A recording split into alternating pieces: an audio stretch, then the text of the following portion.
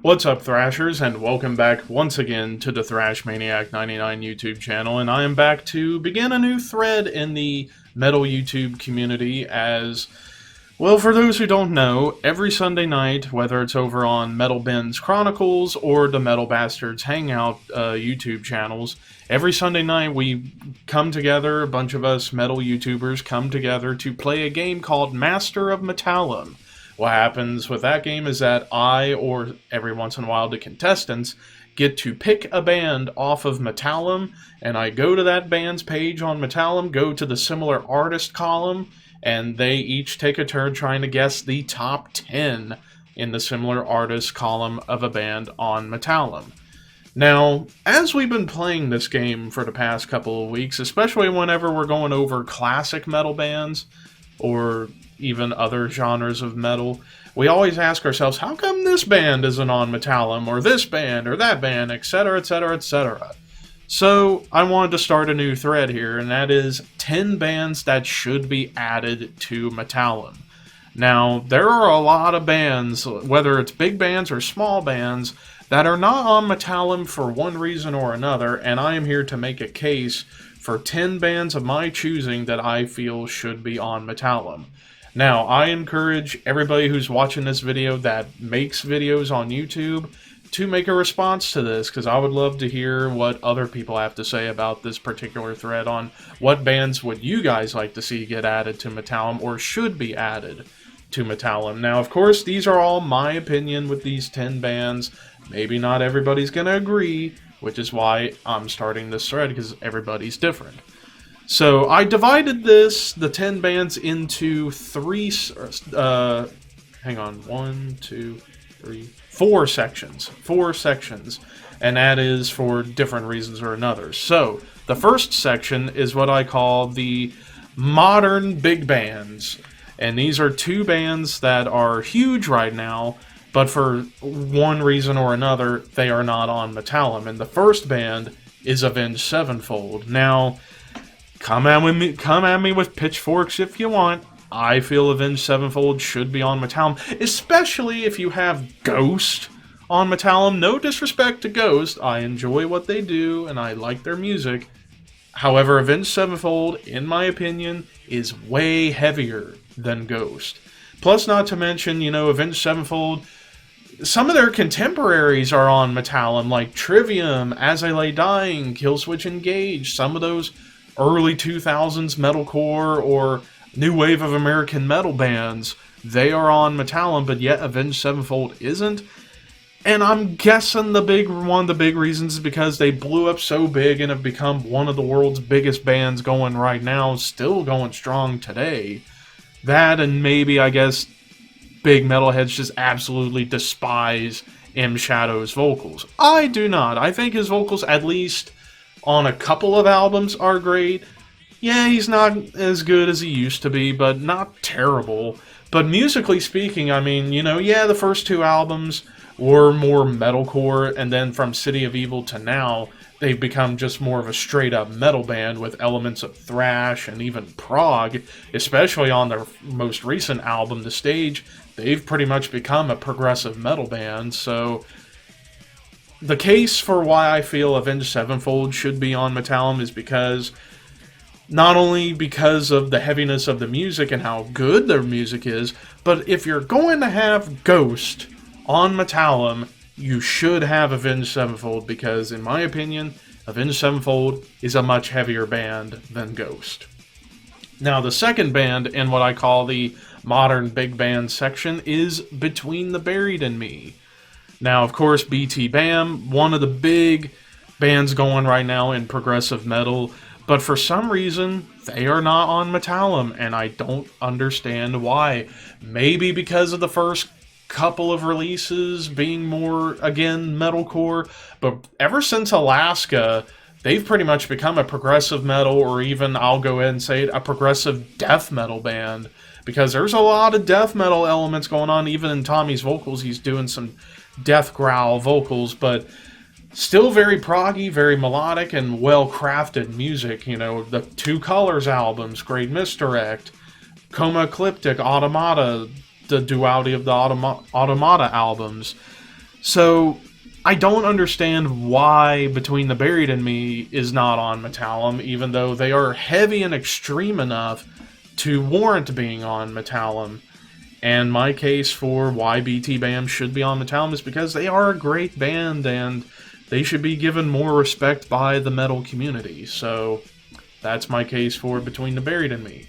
Now the next three I call the prog metal, alternative metal, prog rock borderline bands, because these three bands are not on Metallum for differing reasons. The first of the three I'm going to argue for is Porcupine Tree.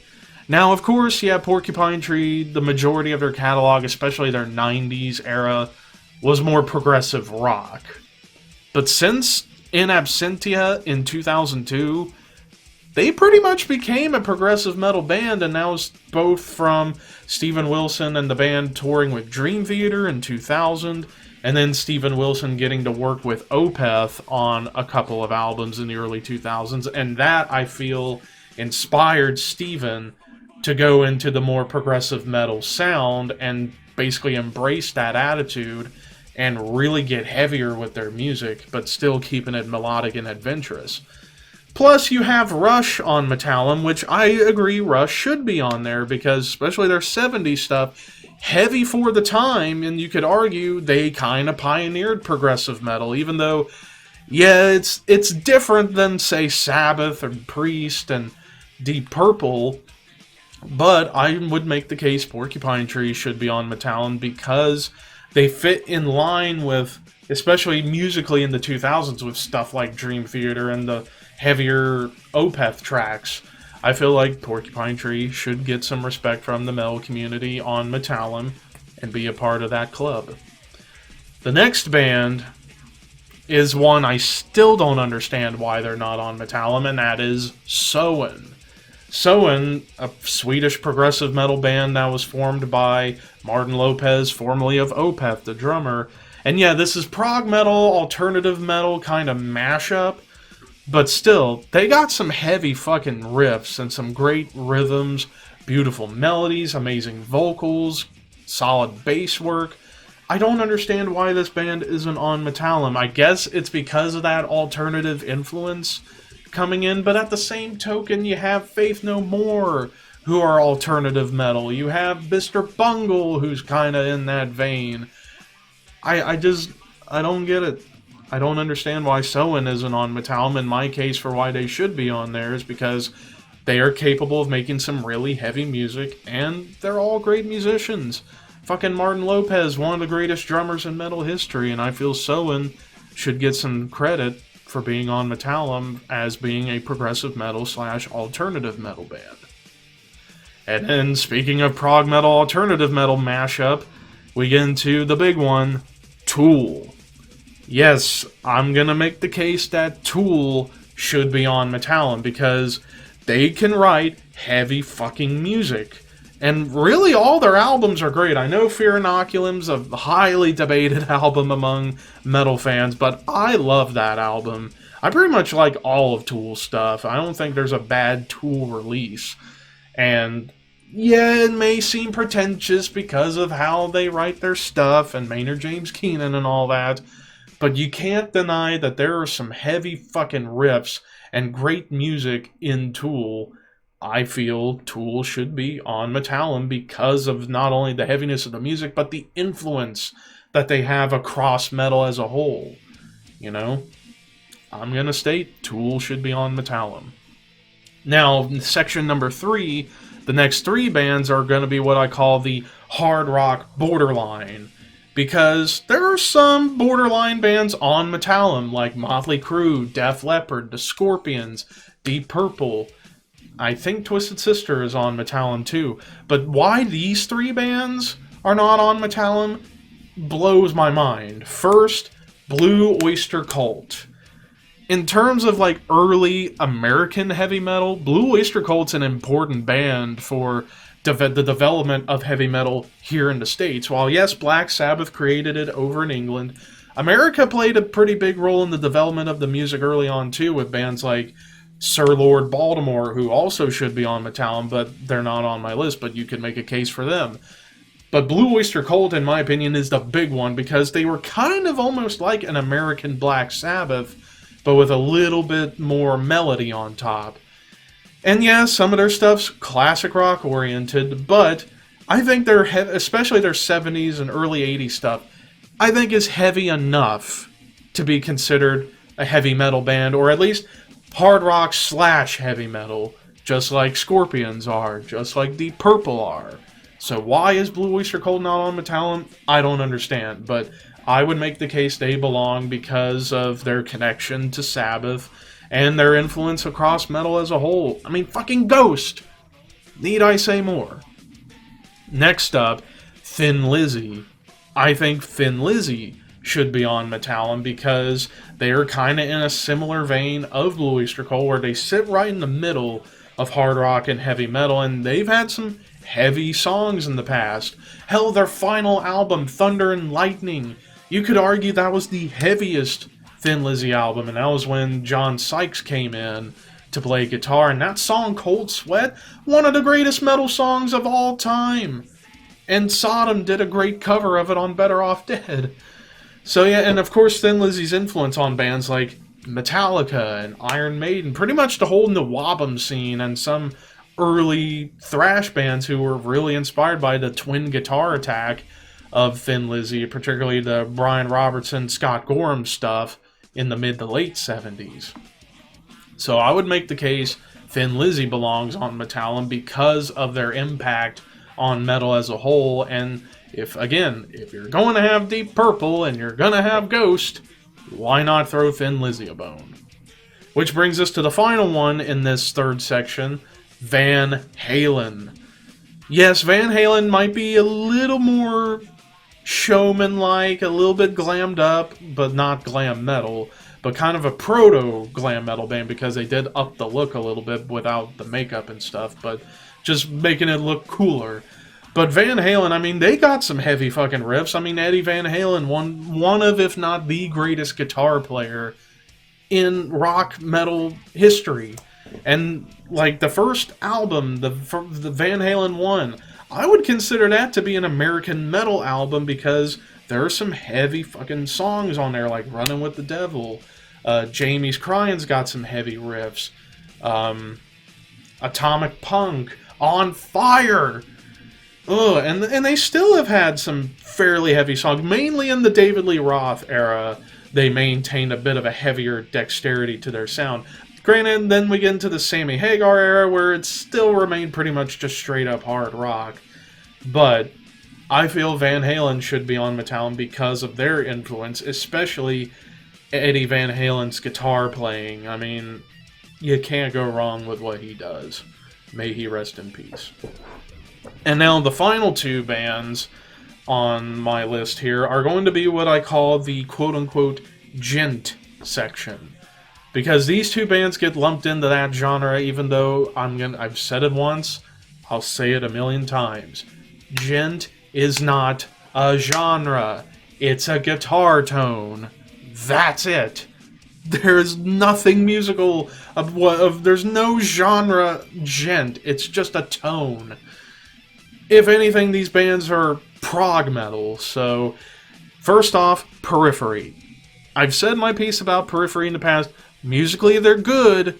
Vocally, I can't take Spencer Sottelo's voice. And I guess that's the big reason why they're not on Metallum, is because of Spencer's voice. But if you were to put Spencer aside and look at strictly musically, they are a heavy band. They got some heavy riffs, some great grooves, solid chugs, good melodies. I feel Periphery should be on Metallum, and also they were kind of like trying to do what Meshuggah did, but do it in their own modern sense. So I would say Periphery should be on Metallum, regardless of whether or not you like Spencer Sottelo's vocals or not. Musically, I think they're heavy enough. Same going for the final band I'm talking about in the video, and that's Tesseract. Because, yeah, again, considered gent, even though that's not a genre, it's a tone. They're a prog metal band, and a very good one at that.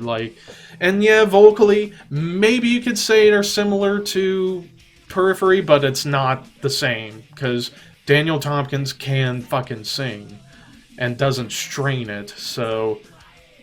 And also, they've been making a big impact on modern prog metal nowadays, so why not throw Tesseract a bone and put them into Metallum? But of course, all these are just my opinions. Some people probably have different bands, or they might agree with me. You never know. Everybody's different. But anyways, what did you guys think of my list here? And for those of you who are watching that make videos, I would love to see you guys respond to this and tell me what bands you feel should be on Metallum that are not on Metallum. Or if you don't have a channel to make videos, leave a comment down below. What did you think of my list? Or make your own list. But anyways, thank you guys for watching this video. I hope this thread takes off, because this could lead to some cool debates among us metal fans as to who belongs on Metallum and who doesn't. But until next time, horns high, and I will see you soon.